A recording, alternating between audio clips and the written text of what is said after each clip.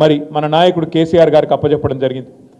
కేసీఆర్కి అప్పచెప్పిన తర్వాత 10 ఏళ్లలో ఏం జరిగింది అని ఒక్కసారి వెనుకకు తిరిగి చూసుకుంటే, ఎక్కడి నుంచి తెలంగాణ ఎక్కడికి వచ్చింది అని చూసుకుంటే ఏ రంగమన్నా మీరు తీసుకోవచ్చు. అన్ని రంగాలలో కూడా ఇవాళ భారతదేశానికి ఆదర్శంగా ఒక ద్వీపస్తంభం లాగా తెలంగాణ నిల్చున్న మాట వాస్తవం అని చెప్పి నేను మీకు గుర్తు చేస్తా ఉన్నా. విద్యారంగమే తీసుకుంటే ఉదాహరణకి తెలంగాణ రాకముందు మీ నల్లగొండ జిల్లాలో, ఉమ్మడి నల్లగొండ జిల్లాలో ఒక్క మెడికల్ కాలేజీ కూడా లేదు. కానీ ఈరోజు తెలంగాణ వచ్చిన తర్వాత, పెద్దలు కేసీఆర్ గారు ముఖ్యమంత్రి అయిన తర్వాత ఒక్కటి కాదు, పూర్వ నల్లగొండ జిల్లాలో 3 మెడికల్ కాలేజీలు, 3 నర్సింగ్ కాలేజీలు వచ్చిన విషయాన్ని నేను మీకు గుర్తు చేస్తా ఉన్నా. కొంతమంది మూర్ఖులు మాట్లాడతారు, ఏమైంది నల్లగొండకు, ఏమేం జరిగింది నల్లగొండకు అని కొంతమంది మాట్లాడతారు. ఒక్క విద్యారంగంలోనే కాదు, చెప్పాలంటే ప్రతి రంగంలో నల్లగొండ అభివృద్ధి బాటలో దూసుకొని పోయింది. ఇక్కడికి వచ్చిన మీరందరూ కూడా రైతు బిడ్డలే నేను అనుకుంటా ఉన్నా, వ్యవసాయదారుల కుటుంబాల నుంచి వచ్చిన వాళ్ళే నేను అనుకుంటా ఉన్నా.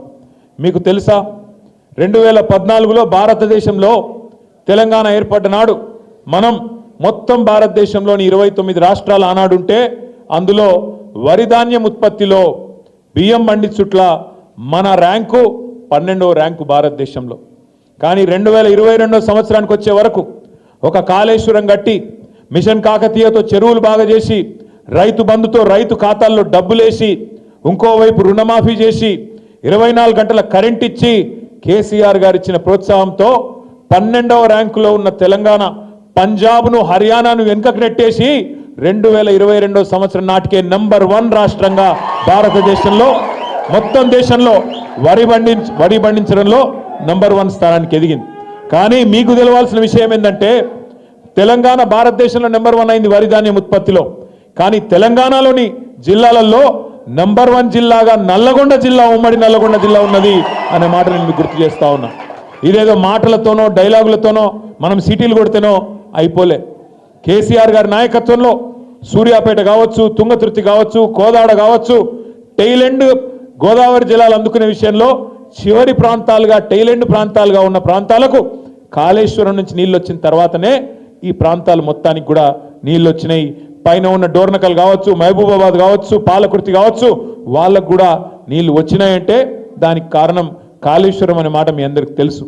అందుకే ప్రజల నాడు లక్షలాదిగా కాళేశ్వరానికి జనహారతి అనే కార్యక్రమం పెద్దలు జగదీశ్వర్ రెడ్డి గారు తీసుకుంటే, సోదరుడు కిషోర్ గారు, ఇంకా ఉమ్మడి నల్లగొండ జిల్లాలో ఆనాడు అద్భుతంగా లక్షలాది మంది రైతులు కాళేశ్వరానికి జనహారతి పడుతూ, కాళేశ్వరం వల్ల మా పొలాలకు నీళ్ళు వచ్చినాయి అనే మాట ఆనాడు వారందరూ కూడా గర్వంగా చెప్పుకోవడం జరిగింది.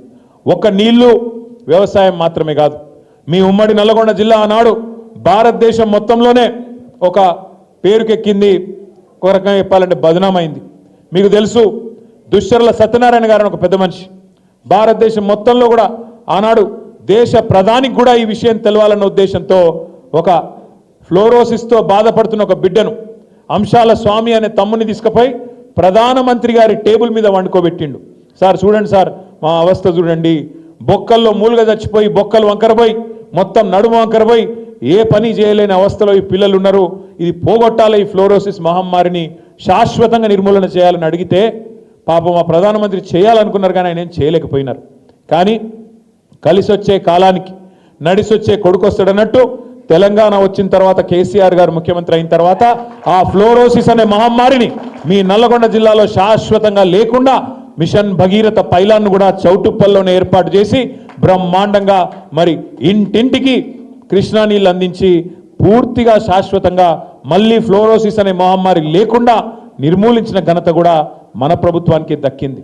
అట్లాగే మొత్తం మన తెలంగాణలోని ఉమ్మడి అన్ని జిల్లాలు కనుక చూసుకుంటే అతి పెద్ద థర్మల్ విద్యుత్ కేంద్రం, మొత్తం తెలంగాణలోని అన్ని గ్రామాలకు వెలుగు జిలుగులిచ్చే ఒక కేంద్రం, మొత్తం తెలంగాణలోని అన్ని పరిశ్రమలకు కరెంటును అందించే కేంద్రం, ఇవాళ 4000 మెగావాట్ల పైచిలుకు సామర్థ్యంతో అల్ట్రా మెగా పవర్ ప్రాజెక్ట్ ఇవాళ ఎక్కడ పెట్టాలి అని ఆలోచించినప్పుడు కేసీఆర్ గారు ఒక్కటే అన్నారు, బొగ్గున్న కాడనే పెట్టాలి, బొగ్గు నిక్షేపాలున్న కాడనే గోదావరి దగ్గర పెట్టాలని కొంతమంది అంటే, కేసీఆర్ గారు చెప్పిన మాట, అయ్యా ఏమన్నా ఆ గోదావరి పరివాహక ప్రాంతంలో పెడితే ఖర్చు తక్కువ అవుతుంది కావచ్చు, కానీ రేపటి రోజున ఏదన్నా ప్రకృతి వైపరీత్యమో ఏదన్నా ఉపద్రవమో వస్తే మొత్తం గ్రిడ్ కొలాప్స్ కావద్దు, సిస్టమ్ ఫెయిల్ కావద్దు.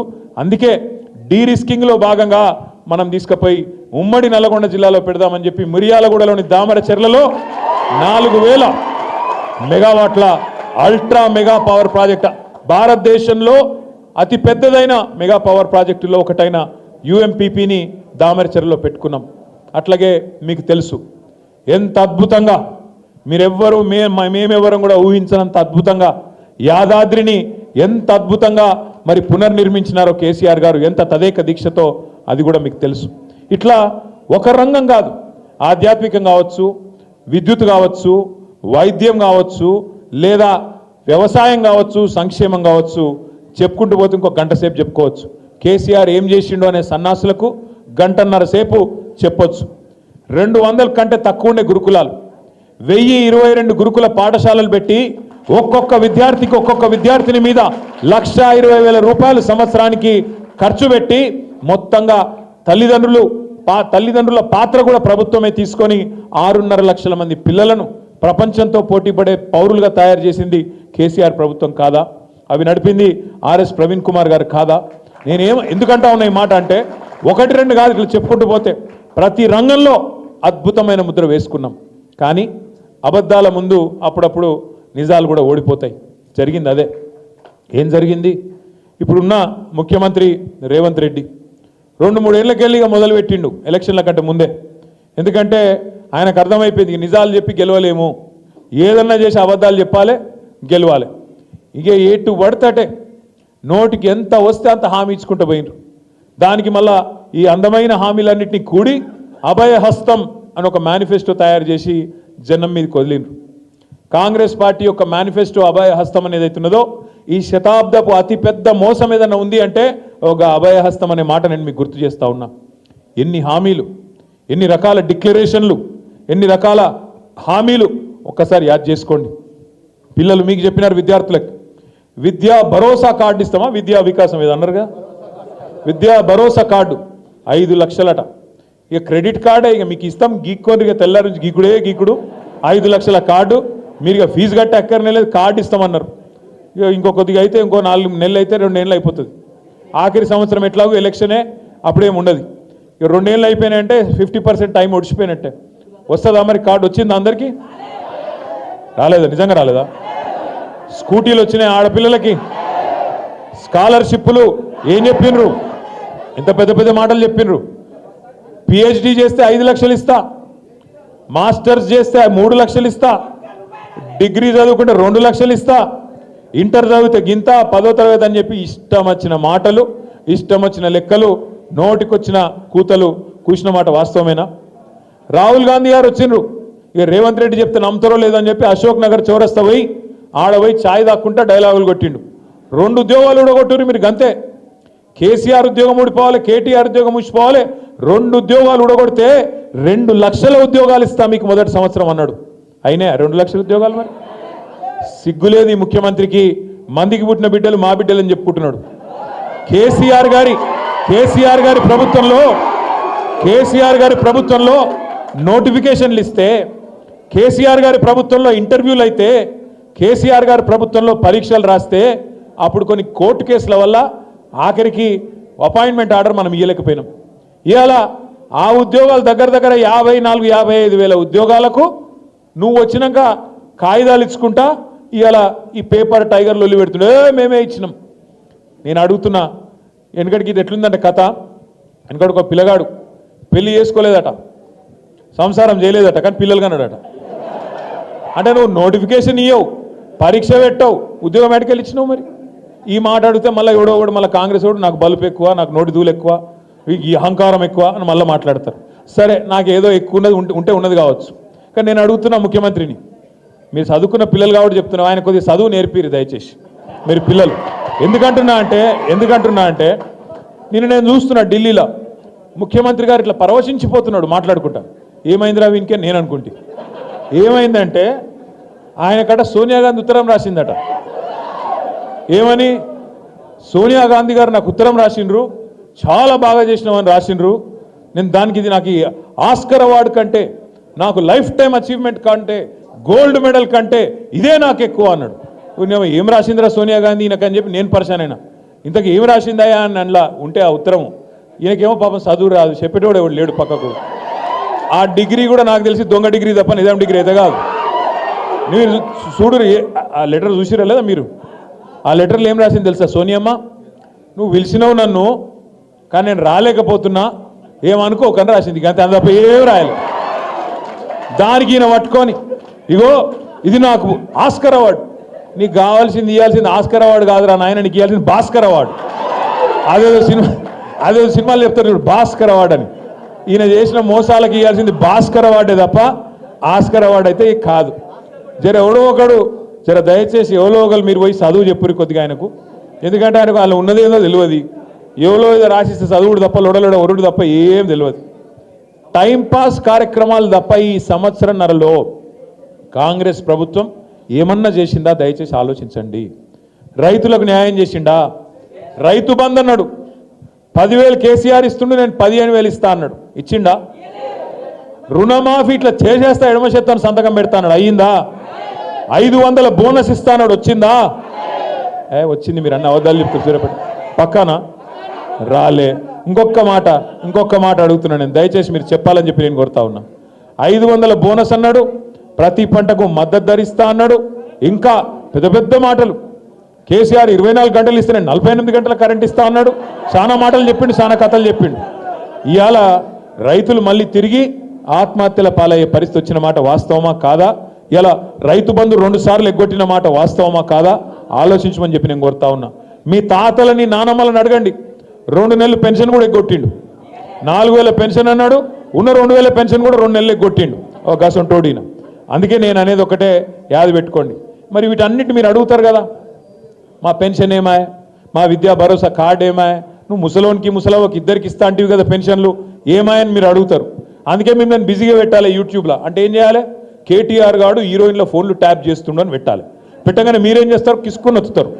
వస్తాగానే ఆడవానికి మళ్ళీ వాని ఖాతాలో పైసలు పడతా ఉంటాయి యూట్యూబ్ వానికి. నేను అడుగుతా ఉన్నా, ఈరోజు నేను ముఖ్యమంత్రిని అడుగుతున్నా. నిన్నగాక మొన్న నువ్వే చెప్పినావు కదా ఢిల్లీలో, ఏమన్నాడు రేవంత్ రెడ్డి నిన్నగాక మొన్న? ట్యాపింగ్ ఏముంది, చట్ట వ్యతిరేకం ఏం కాదు, అది మా గవర్నమెంట్ కూడా చేస్తూనే ఉందని చెప్పిండు. మరి ఈ 18 నెలలు పీకనికి చెప్పినావా ఇది ఇల్లీగలు బిల్లీగలు, వీళ్ళు ఏమో అయింది అల్లం బెల్లం, దేనికోసం చెప్పినా? మరి ఇన్ని రోజులు పబ్లిక్ అందరినీ పిచ్చోళ్ళని చేస్తుంది చెప్పినావా? ట్యాపింగు టూపింగు అని చెప్పి ఎందుకు చేసినట్టు ఒకటే కారణం ఆయనకి ఎరికే. ఎందుకంటే ప్రజల దృష్టి మలచాలే, ప్రజలను మొత్తానికి 6 గ్యారెంటీలు అడగకుండా చేయాలి, మీరు స్కాలర్షిప్లు అడగకుండా చేయాలి, ఫీజు రీయింబర్స్మెంట్ అడగద్దు, విద్యా భరోసా కార్డు ఏది అని అడగద్దు, స్కూటీలు ఏవి అని అడగద్దు. అంటే ఏం చేయాలి? డైవర్షన్ గేమ్ ఆడాలి. ఏదో ఒకటి మీ 2 లక్షల ఉద్యోగాలు ఏవని అడగద్దు. ఏం చేయాలి మరి? మీ చేతుల్లో ఫోన్ ఉంది, అందులో కావాల్సినంత ఫ్రీ అదేమంటారు చూడు, స్టోరేజ్ ఏమంటారు దాన్ని, డేటా ప్లాన్ ఉంది. కాబట్టి మీరు ఒత్తుతూనే ఉంటారు, వాడు ఒరుతూనే ఉంటాడు. చిట్ చాట్లు బిట్ చాట్లు అనుకుంటా వాని ఇష్టమున్న మాటలు. ఓ రోజు టాపింగ్ అంటాడు, ఇంకో రోజు డ్రగ్స్ అంటాడు, ఇంకో రోజు ఫార్ములా ఈ కుంభకోణం అంటాడు. నేను చెప్పిన ఫార్ములాలో కుంభకోణం లేదు, లంబకోణం లేదు, ఏం లేదురా భయ్. నేను సీదా వచ్చి నువ్వు యాడికి వస్తావో నువ్వు కూడా రా, నేను కూడా వస్తా, ఇద్దరం కలిసి ఆ లైట్ డిటెక్టర్ టెస్ట్ తీసుకుందాం, ఎవడు దొంగనో ఎవడేందో తెలిసిపోతుంది రారాబాయ్ అంటే దానికి మాత్రం రాడు. కానీ మళ్ళా కాళేశ్వరం కుంభకోణం, విద్యుత్ కుంభకోణం, ఈ కుంభకోణం ఆ లంబకోణం అని చెప్పి 18 నెలలు టైంపాస్ మాత్రం మంచిగా చేసుకుంటూ పోతున్నాడు. దయచేసి నేను మిమ్మల్ని కోరేది ఒకటే, మనము ఈ యూట్యూబ్ పిచ్చిలా తమ్మునేల్స్ పిచ్చిలా పడితే మనం ఆ దానికి అడిక్ట్ అయిపోతే ఆఖరికి మళ్ళీ నష్టం జరిగేది మనకే. ఈ గవర్నమెంట్ చేసిన మోసాన్ని మనం గ్రహించకపోతే, ఈ గవర్నమెంట్ నిరంతరం చేస్తున్న మోసాన్ని మనం పసిగట్టి 10 మందికి చెప్పకపోతే ఇవాళ అల్టిమేట్గా నష్టపోయేది మాత్రం తెలంగాణలోని రైతులు, తెలంగాణలోని యువత, తెలంగాణలోని మహిళలు. మన ఆడబిడ్డలకు చెప్పిండు, మన ఇంట్లో ఉండే ఆడపిల్లలకి, ముసలోళ్ళకు 4,000 పెన్షను, ఇంట్లో కోడల పిల్లుంటే 2,500 పెన్షను అని మాట్లాడిండు. వచ్చినాయి మళ్ళీ వాళ్ళకన్నా 200 500. కేసీఆర్ ₹1,00,000 ఇస్తుండే తులం బంగారం ఇస్తాం మీదికి వెళ్ళన్నాడు, ఇచ్చిండా? అందుకే నేను అంటున్నా, మనది కాకపోతే ఎక్కడ దాకా దేకొచ్చు అని చెప్పారు వెనకటికి పెద్దలు. గట్లనే నోటికి ఎంత వస్తే అంత ఒరుకుంటూ పోయిండు. ఇవాళ ఏమైపోయిందంటే తెలంగాణలో మన సిరిసిల్లలో పెద్ద మనిషి కలిసిండు నాకు, రైతు, బాగా ముఖం అంతా సీరియస్గా ఉండే. ఏం తాత మంచిగా లేవు, ఏం సంగతి సీరియస్గా ఉన్నావు అని నేను అడిగిన. ఏం చేస్తాం కొడుక, పాలిచ్చే బర్రెన ఇంత పక్కకు పెట్టినాం, తన్నే దున్నపోతుంది తెచ్చుకున్నాం, ఏం చేయమంటావు, గిట్లా అయిపోయింది మా పరిస్థితి, నీళ్లు లేవు, వాగులకు పోతే నీళ్లు లేవు, కరెంట్ వస్తలేదు, టైంకి ఎరువులు దొరకాయి, మళ్ళా చెప్పులు ఇత్తనాలు. వీడు నిజంగానే ముందే చెప్పిండు, వీడు ఆనాటి రోజులు తెస్తా అన్నాడు, నిజంగానే తెచ్చి వచ్చిండు ఆనాటి రోజులు. మళ్ళా లైన్లో మొత్తం ఏడబోతాడ చెప్పులు, ఏడబోతాడ ఇబ్బందులు, ఏడబోతాడ మళ్ళా గదే పాతలొల్లి, గదే కాంగ్రెస్, గదే దరిద్రం వచ్చింది. జల్దీ ఎంత జల్దీ వదిలించుకుంటే అంత మంచిది మనకు అని మాట్లాడుతూ ఉన్నాడు. నేను మిమ్మల్ని దయచేసి కోరేది ఒకటే, చూస్తున్నారు మీరు, నిన్నగాక మొన్న ఇక మా గెల్లు శ్రీనివాస్ యాదవ్ ఇక్కడ ఉన్నాడు, తమ్ముడు దగ్గర పోతే తమ్ముడు ఏం చేసిండు, వాడెవడో గిట్టనే తమ్మునేళ్ళు తుమ్మునేళ్ళు అని ఇష్టం ఉన్నట్టు పెడితే మనోడికి ఆయనతో కడుపు మసిలి ఆయన ఇక్కడ ఉన్న వాళ్ళు 10 మంది 20 మంది పిల్లగాళ్ళు ఆయనతో కలిసి ధన్మని పోయినరు. ఏదో కొద్దిగా చిన్న నిరసన కార్యక్రమం చేసి వచ్చిర్రు. చిన్న నిరసన కార్యక్రమం చేసి వస్తే ఆయనతో అటెంప్ట్ టు మర్డర్ కేసు పెట్టి ఆయనను అరెస్ట్ చేసి లోపలేద్దామని చూసిర్రు. కోర్టోళ్ళు ఏమున్నదా ఆయనలో ఏం లేదు, చిన్న నిరసన అని చెప్పి ఆయనతో రిమాండ్ రిజెక్ట్ చేసిండ్రు, తమ్మునికి రిలీఫ్ ఇచ్చిండ్రు. కాకపోతే ఒక 4 తమ్ముళ్ళు మాత్రం 17-18 రోజులు జైల్లో ఉన్నారు. వాళ్ళని కలవడానికి నేను శ్రీనివాస్ యాదవ్ ఇంటికి పోతే గమ్మత్తైన విషయం, శ్రీనివాస్ భార్య ఉన్నది, అమ్మాయి పేరు శ్వేత. శ్వేత మీద కూడా అటెంప్ట్ మర్డర్ కేసు పెట్టిర్రు. ఎవరు? శ్రీనివాస్ భార్య మీద. ఆమె బయటికి వచ్చిందా, నిరసనలో పాల్గొన్నదా ఆమెకు తెలియని కూడా తెలియదు. ఎందుకు పెట్టిరట ఎరికేనా? శ్రీనివాస్ను అరెస్ట్ చేసినాక వాళ్ళ ఇంటికి పోయిరట పోలీసు వాళ్ళు, ఫోన్ ఇయ్యన్నారట. ఎందుకు ఇవ్వాలి, నేను ఇయ్య అన్నది. అంటే అటెంప్ట్ మర్డర్ కేసు. గిది ఇందిరమ్మ రాజ్యం, గిది ప్రజాపాలన. ఒక ఇంట్లో ఉన్న ఆడపిల్ల ఏ సంబంధము లేదా ఆ రోజు జరిగిన నిరసన కార్యక్రమంతో ఆ అమ్మాయి మీద అటెంప్ట్ మర్డర్ కేసు పెట్టిన పోలీసు వెధవల్ని నేను అడుగుతున్నా, మీరు మనుషులా పశువులా అని నేను అడుగుతా ఉన్నా. బుద్ధి జ్ఞానం ఉండి చేస్తున్నారా, లేకపోతే ఉద్యోగం అనేది గడ్డి తిని చేస్తున్నారా అని నేను అడుగుతా ఉన్నా. అటెంప్ట్ మర్డర్ కేసు పెడతారండి ఒక అమ్మాయి మీద? నాకు అర్థం కాదు. ఇంట్లో ఉండే అమ్మాయి మీద, 2 చిన్న చిన్న పిల్లలు ఉన్నారు ఆమెకు, ఆమె మీద అటెంప్ట్ మర్డర్. గిది వీని పాలన. ఇక దీన్ని మనం మురిసి పరవశించి ఓహో ఆహా మొహబ్బత్ కా దుకాణాన్ని మనం సపోర్ట్లు కొట్టాలి. అట్లే ఇంకొక కేసు, నల్లబాలు అనో పిల్లగాడు ఉంటాడు సోషల్ మీడియాలో, వాని అసలు పేరు శశిధర్ గౌడ్. ఆ శశిధర్ గౌడ్ మీద ఇప్పటికి 12 కేసులు పెట్టారు. ఆఖరికి మొన్న ఒక రీట్వీట్ కొట్టినందుకు, బీఆర్ఎస్ పార్టీ పెట్టిన ఒక పోస్టుకు రీట్వీట్ కొడితే ఆ పిల్లగాన్ని అరెస్ట్ చేసి అన్నం తింటుంటే బరబర గుంజుకపోయి ఎవడో ఉగ్రవాదో తీవ్రవాదో అన్నట్టు గుంజుకపోయి 20 రోజులు జైల్లో పెట్టిండ్రు. ఇది వీని ప్రజాపాలన. ఇది ఈ రాష్ట్రంలో పోలీసు వాళ్ళు నడుపుతున్న తీరు. నేను మీ అందరి సమక్షంలో, మీ అందరి సాక్షిగా ఒకటే మాట చెప్తా ఉన్నా, ఇవాళ విర్రవీగుతున్న పోలీస్ అధికారులు, ఇవాళ ఎవరైతే రేవంత్ రెడ్డికి చెంచగాల లెక్క పనిచేస్తున్న అధికారులు ఉన్నారో ఒక్కొక్కరికి తప్పకుండా నేను చెప్తా ఉన్నా, 3 ఏళ్లలో మళ్ళా వస్తాం. ఒక్కొక్కరికి మిత్తితో సహా ఇచ్చే బాధ్యత మాది. మీ సూర్యాపేటలో నల్లగొండలో కూడా ఎవడన్నా ఎక్స్ట్రాలు చేస్తే ఎవడన్నా కానీ కలెక్టర్ కానీ వాని అయ్య కానీ ఎవడన్నా కానీ ఎక్స్ట్రాలు చేస్తే వాళ్ళకు చెప్పండి, పేరు రాసి పెట్టుకోండి. నేను పక్కా చెప్తున్నా 3 ఏళ్లలో మీ అందరి దయతో, తెలంగాణ ప్రజల ఆశీర్వాదంతో తిరిగి కేసీఆర్ గారు ముఖ్యమంత్రి అవుతారు. బరాబర్ హిసాబ్ కితాబ్ చేస్తాం. ఇలా ఎగిరెగిరి పడుతున్న కాంగ్రెస్ నాయకులు, వాళ్ళకు తొత్తులుగా పనిచేస్తున్న కొంతమంది పోలీసులు తప్పకుండా మిత్తితో సహా ఇచ్చే బాధ్యత నాది అనే మాట నేను విజ్ఞప్తి చేస్తా ఉన్నా. ఎవన్ అయ్యకు భయపడేది లేదు. రేవంత్ రెడ్డి కాదు వాని తాత జేజమ్మ దిగొచ్చిన మళ్ళా కేసీఆర్ గారు ముఖ్యమంత్రి కావడాన్ని ఎవడూ అడ్డుకోలేడు. ఇది వాస్తవం. ఉండొచ్చు రేవంత్ రెడ్డికి పైన ఢిల్లీలో బీజేపీ పెద్దల ఆశీస్సులు ఉండొచ్చు. ఇలా కలిసిపోయినారు, ఇద్దరు మంచిగా కలిసి సంసారం చేస్తున్నారు ఈ రాష్ట్రంలో. కాంగ్రెస్ వాళ్ళు బీజేపీ వాళ్ళు చిల్లర రాజకీయం చేస్తున్నారు. నేను అడుగుతా ఉన్నా ఈరోజు బీజేపీ నాయకత్వాన్ని, ఏం అడ్డం వస్తుందయ్యా మీకు? ఏం అడ్డం వస్తుంది? ఈ ప్రధానమంత్రి నువ్వే వస్తావు ఇక్కడికి, ఏప్రిల్ 2024లో డైలాగులు కొడతావు. ఈ రాష్ట్రంలో RR ట్యాక్స్ వసూలు చేస్తున్నారు, రాహుల్ రేవంత్ ట్యాక్స్ వసూలు చేస్తున్నారు, బిల్డర్లను కాంట్రాక్టర్లను మరి తోలు వలిచి వసూలు చేస్తున్నారు. నువ్వే మాట్లాడుతావు. మాట్లాడి సంవత్సరంన్నర అయింది. ఎందుకు చర్యలు తీసుకుంటలేవు? సమాధానం చెప్తావా? అవినీతి పరుడు ఈ ముఖ్యమంత్రి అంటావు. నీ హోంమంత్రి వస్తాడు అమిత్ షా, ఈ రాష్ట్రం ATMగా మారిపోయింది కాంగ్రెస్ పార్టీకి అని స్టేట్మెంట్ ఇస్తాడు. కానీ మరి ATMలకి వెళ్ళి దొంగలు ఇష్టం ఉన్నట్టు గీక్కపోతుంటే ఏం చేస్తున్నావు హోంమంత్రి అని నేను అడుగుతా ఉన్న కేంద్ర హోంమంత్రి గారిని. పొంగులేటి శ్రీనివాసరెడ్డి అని ఒక మంత్రి ఉంటాడు ఈ రాష్ట్రంలో. ఆ మంత్రి గారి ఇంటి మీద ఈడీ రైడ్ అవుతుంది. మీ టీవీలో స్క్రోలింగ్లు పెడతారు. 2 పెద్ద మిషన్లు పోయినాయి, నోట్లను లెక్కబెట్టే మిషన్లను. ఇంతవరకు 9 నెలలు అయింది. ఇటు ఈడీ ఓడు చెప్పాడు, అటు పొంగులేటి నోరిప్పాడు. ఏమైంది రాబాయి, ఏం దొరికినాయి, ఎన్ని 100 కోట్లు దొరికినాయి అంటే వీడు చెప్పాడు, వాడు చెప్పాడు.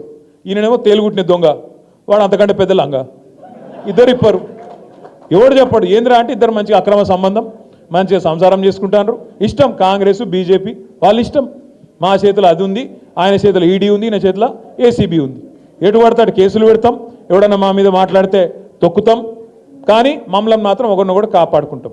ఈరోజు మీరు చూసింటారు పేపర్లో, నేను దాదాపు 3 నెలల కింద చెప్పిన కంచె గచ్చిబౌలి భూముల విషయంలో పిల్లలు హైదరాబాద్ సెంట్రల్ యూనివర్సిటీ పిల్లలు విరోచితంగా పోరాటం చేస్తున్నప్పుడు వాళ్ళు మన పార్టీ ఆఫీస్కి వచ్చి అన్న మరి మీరు కూడా సపోర్ట్ చేయాలి, మీ పార్టీ సపోర్ట్ చేయాలని అడిగారు. తప్పకుండా చేస్తాం, మీ పోరాటంలో న్యాయం ఉంది. ఎట్లా 400 ఎకరాల భూములు అటవీ భూములను ఎట్లా గిరివి పెడతారు, ఎట్లా అమ్ముతారు, అమ్మడానికి వీలు లేదు, తప్పకుండా మీకు సపోర్ట్ చేస్తామని చెప్పి పెద్దలు కేసీఆర్ గారితో మాట్లాడి ఆ 400 ఎకరాలు ఎట్టి పరిస్థితులు ఎవడు కొనొద్దు, కొంటే మాత్రం బాగుండదు, మళ్ళీ మా గవర్నమెంట్ వచ్చినాక మొత్తం ఇంచు కూడా వాపస్ తీసుకుంటామని నేను స్టేట్మెంట్ ఇచ్చిన.